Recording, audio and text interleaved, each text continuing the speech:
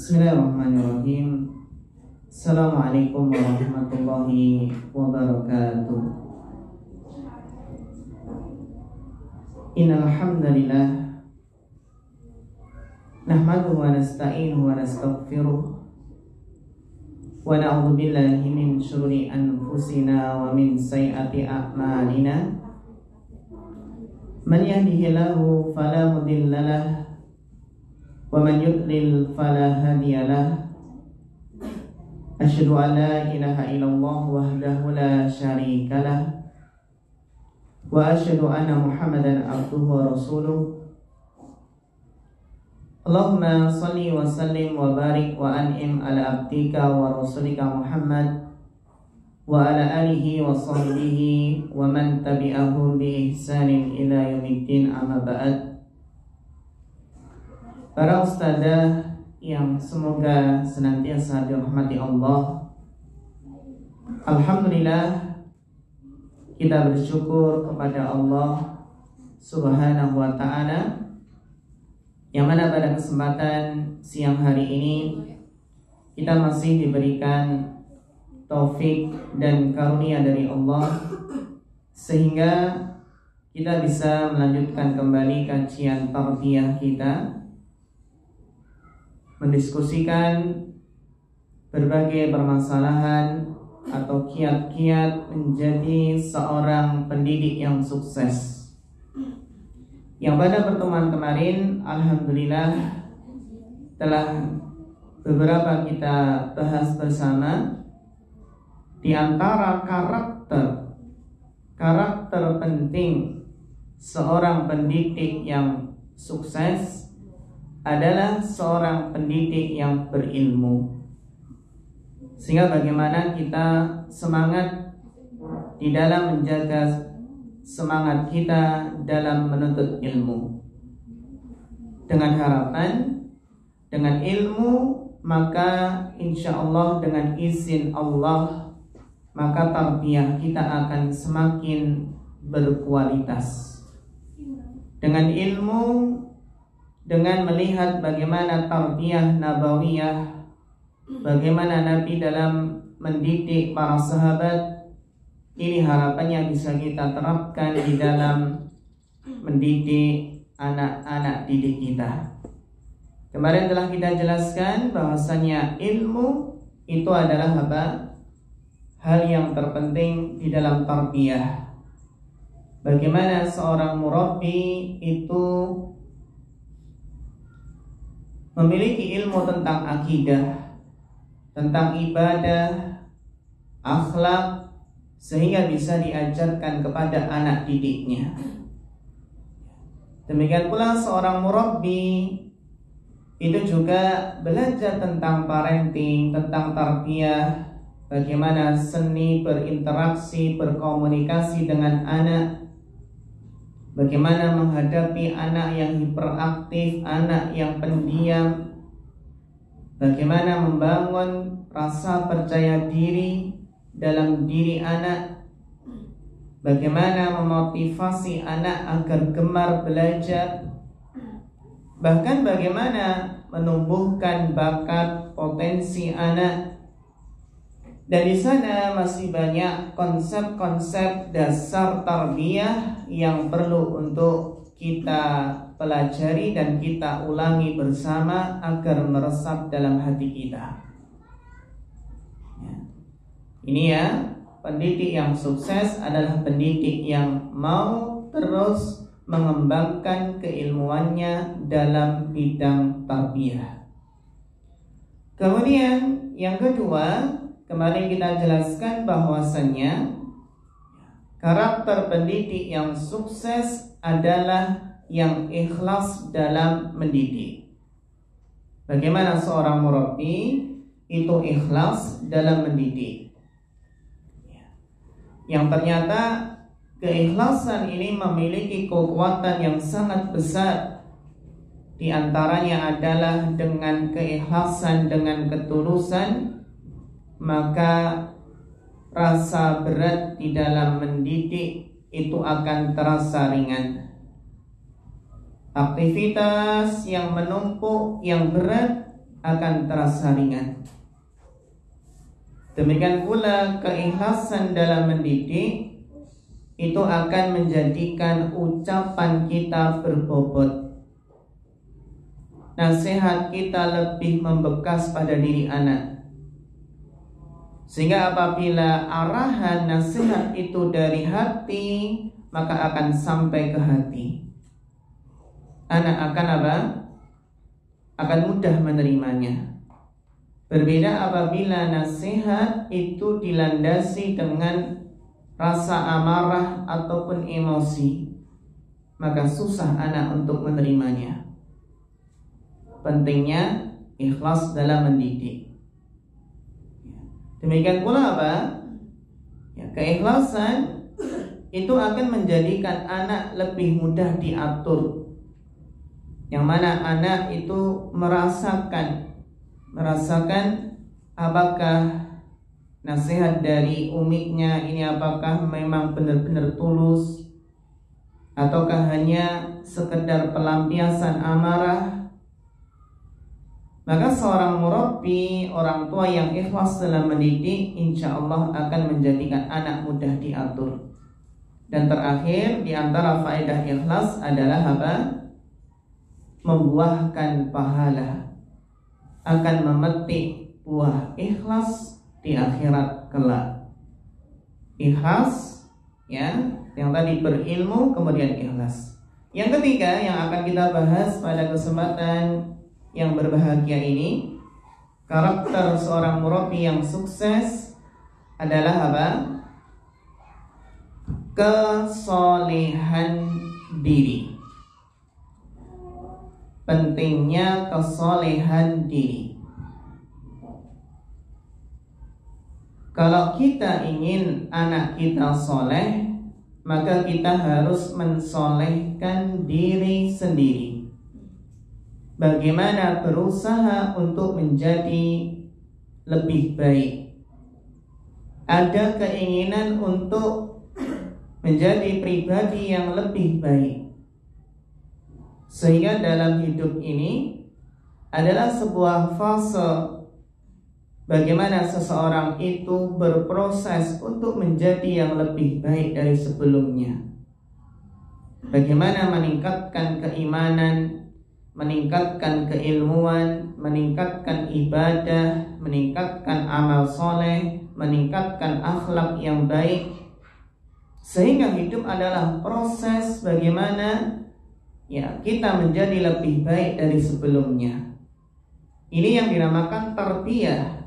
Memang tarbiyah itu adalah proses jangka panjang. Jadi lama ya tarbiyah itu, proses jangka panjang yang terus menerus, syai'an fa syai'an. Tarbiyah itu jangka panjang, terus menerus, sedikit demi sedikit. Karena untuk merubah orang lain menjadi baik tidak semudah membalikkan telapak tangan, tidak instan, sehingga butuh proses panjang dan bertahap. Dan pentingnya istiqomah. Itu artinya tarbiyah yang tumbuh berkembang. Yang ini membutuhkan waktu yang panjang. Yang ini pernah kita bahas dalam pembahasan apa? Karakter tarbiyah Islamiyah. Yang mana karakter tarbiyah Islamiyah itu adalah mentarbiyah seluruh lini, seluruh sisi. Tarbiyah hati, tarbiyah akal, tarbiyah jasmani, tarbiyah semuanya dari berbagai macam lini. Itu kekhususan tarbiyah Islamiyah. Demikian pula apa? Tarbiyah Islamiyah itu adalah sebuah proses yang panjang, membutuhkan waktu yang panjang dan syai'an fa syai'an. Yang mana untuk menjadi yang lebih baik itu harus bertahap, sedikit demi sedikit, dan butuh proses. Dan juga butuh keistiqomahan agar sukses dan berhasil.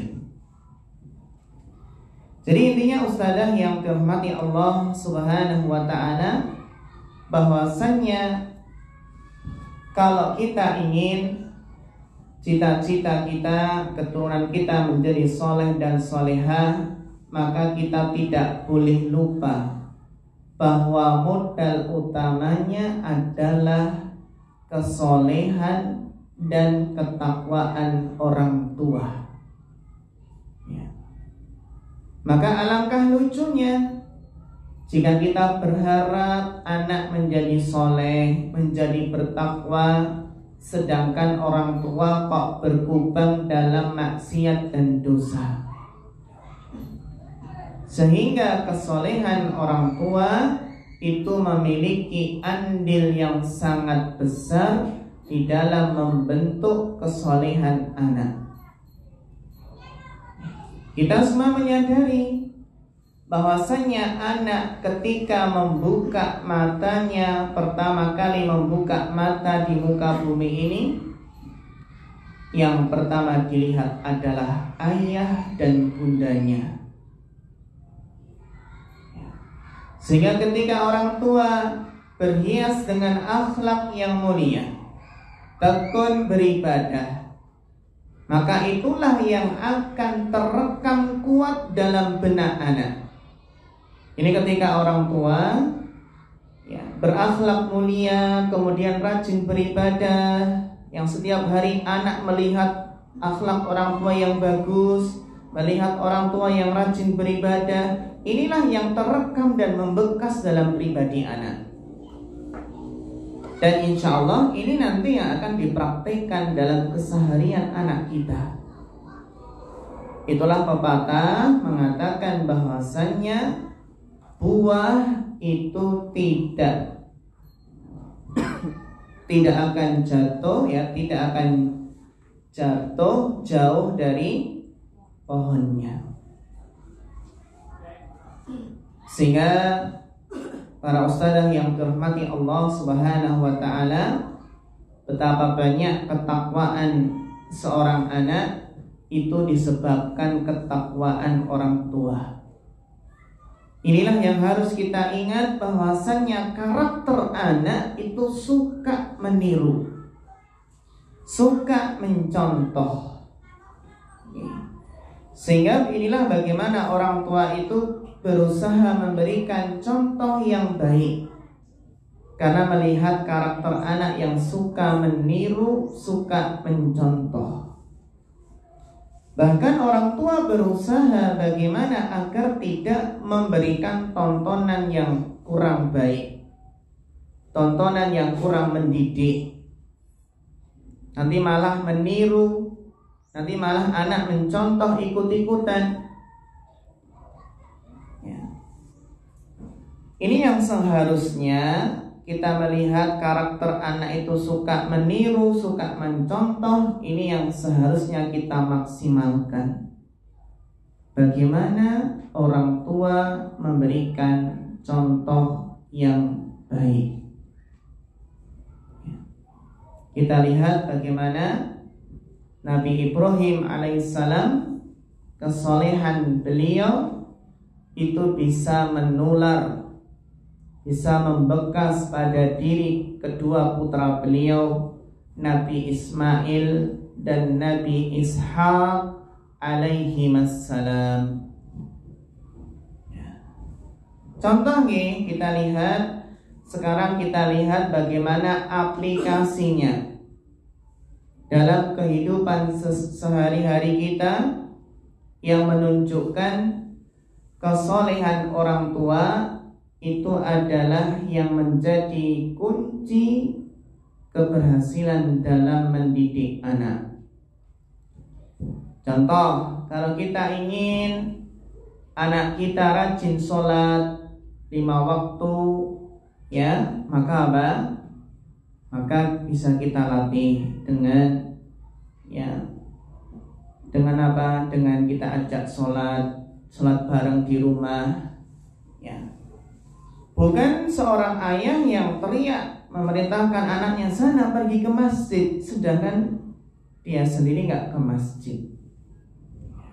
Jika kita ingin anak rajin membaca Al-Quran, maka ramekanlah rumah dengan lantunan ayat-ayat suci Al-Quran yang keluar dari lisan ayah, lisan ibunya, atau mungkin dari murotal. Jangan malah hari-hari itu dihabiskan dengan hal-hal yang kurang bermanfaat, seperti hanya sibuk dengan membaca Quran namun lupa dengan Al-Quran. Ya.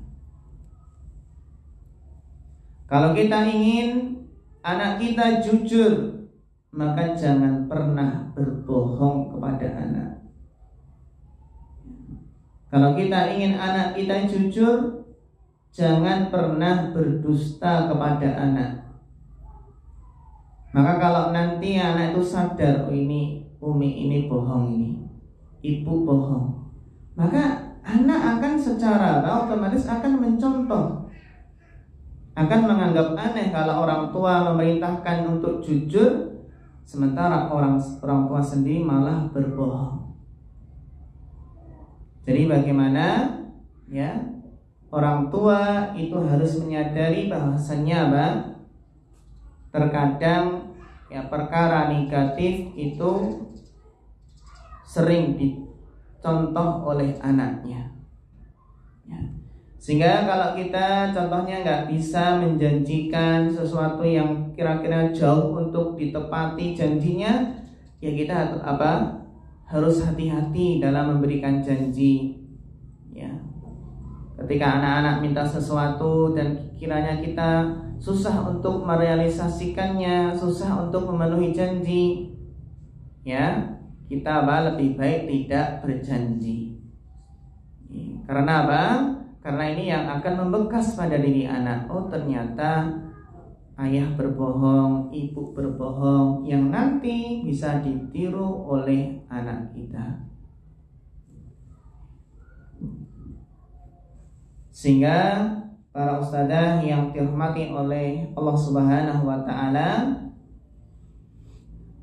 inilah yang harus kita perhatikan bersama. Bagaimana kita berusaha untuk menjadi pribadi yang lebih baik.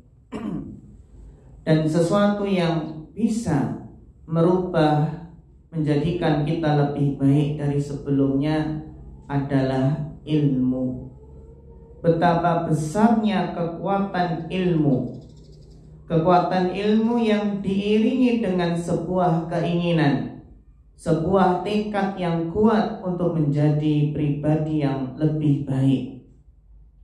Jadi awal dari sebuah perubahan menjadi yang lebih baik ya.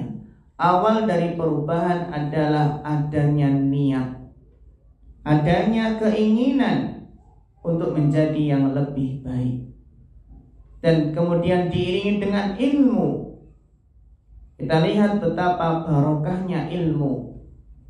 Kita lihat bagaimana para sahabat Nabi SAW yang mereka awalnya adalah berada dalam kegelapan. Kegelapan, kekufuran, kesyirikan, dengan ilmu, dengan cahaya ilmu, dengan wahyu Al-Quran, hadis Nabi SAW, maka bisa keluar dari kegelapan menuju pada cahaya yang terang benderang.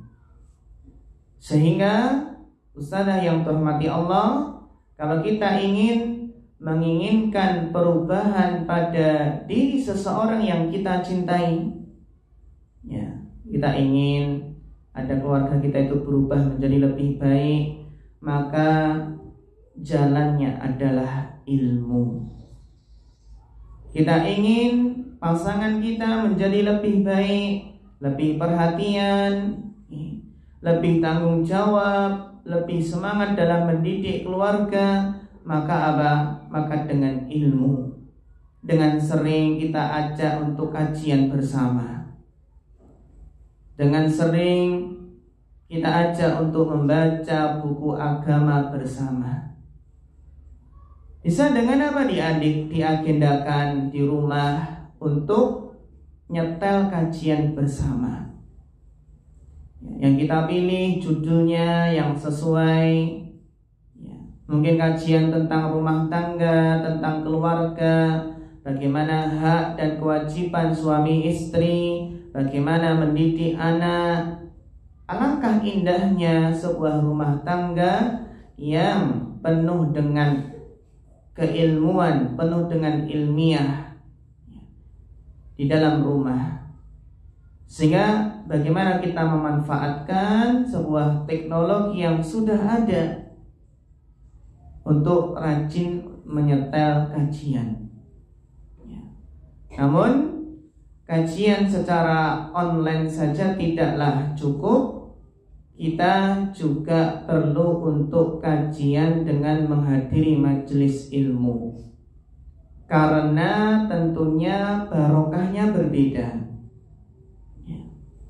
Yang mana kalau di rumah dengan sekedar mendengarkan kajian lewat televisi atau radio, mungkin tidak sefokus ketika ketika menghadiri majelis ilmu. Karena barokahnya majelis ilmu, barokahnya rumah Allah, barokahnya masjid. Sehingga kita manfaatkan bagaimana ketika hari Ahad ada kajian, kita usahakan ada yang dekat, apalagi kita ajak keluarga bersama-sama untuk kajian. Sambil apa nanti setelah kajian bisa sambil mungkin jalan-jalan, refreshing setelah itu. Maka demikianlah betapa besarnya kekuatan ilmu yang bisa merubah kehidupan seseorang. Orang yang setiap hari rajin dengarkan kajian, maka dengan izin Allah hidupnya akan menjadi lebih baik. Karena terus terang Ustazah, terus terang bahwasannya ilmu agama, masalah agama itu masih banyak yang belum kita ketahui. Sehingga jangan sampai ada perasaan puas dengan ilmu yang sudah dimiliki. Karena di sana masih banyak yang belum kita ketahui, belum kita pelajari. Yang penting adalah bagaimana memohon keberkahan kepada Allah, memohon barokahnya waktu, sehingga ada waktu yang kita sisihkan untuk menambah ilmu kita.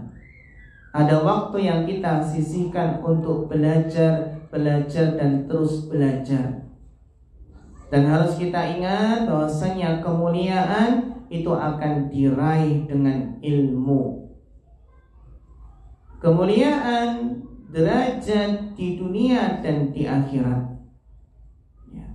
Sebagaimana ayat yang surat yang sering kita baca, yang sering kita dengar, wal 'asr, demi masa, innal insana lafi khusr, sesungguhnya manusia itu berada dalam kerugian. Sungguh manusia itu rugi. Illal ladzina amanu, kecuali orang-orang yang beriman. Siapakah orang yang beriman?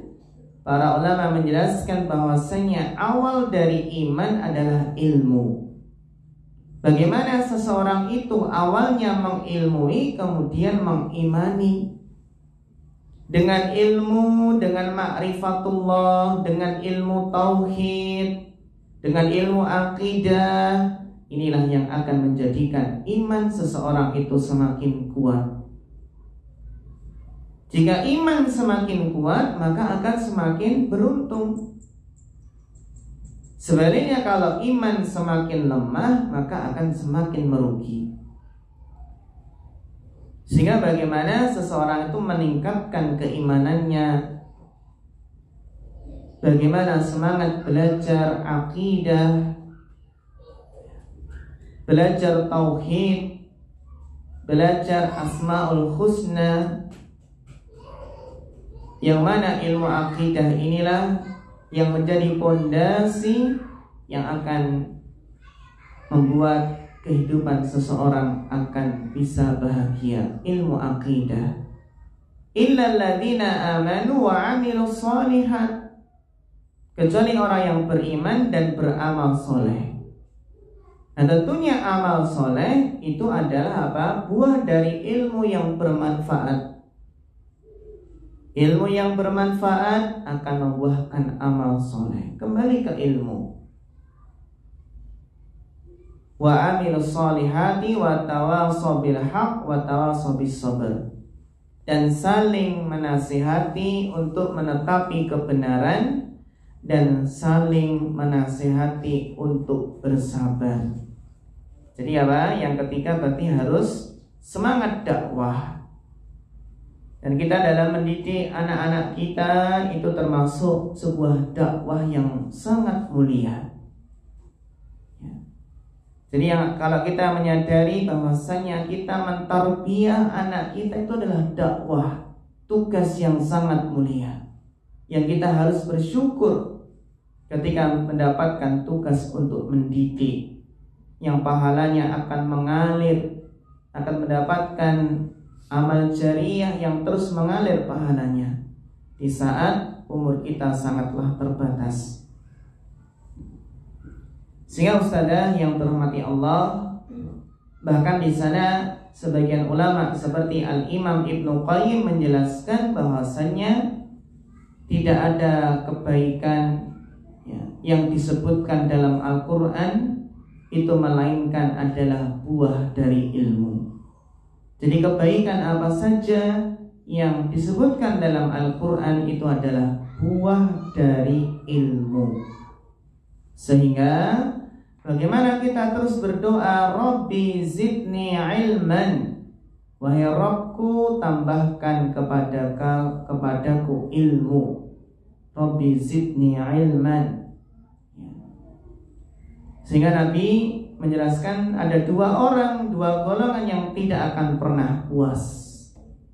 Yang pertama adalah orang yang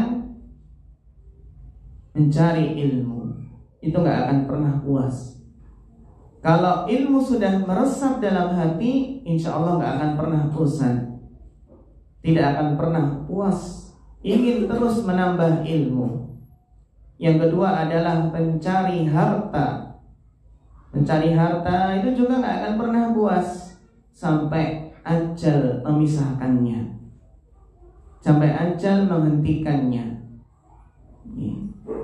Yang mana manusia apabila seandainya memiliki 2 gunung emas, maka saya akan menginginkan gunung yang ketiga, yang keempat, dan seterusnya.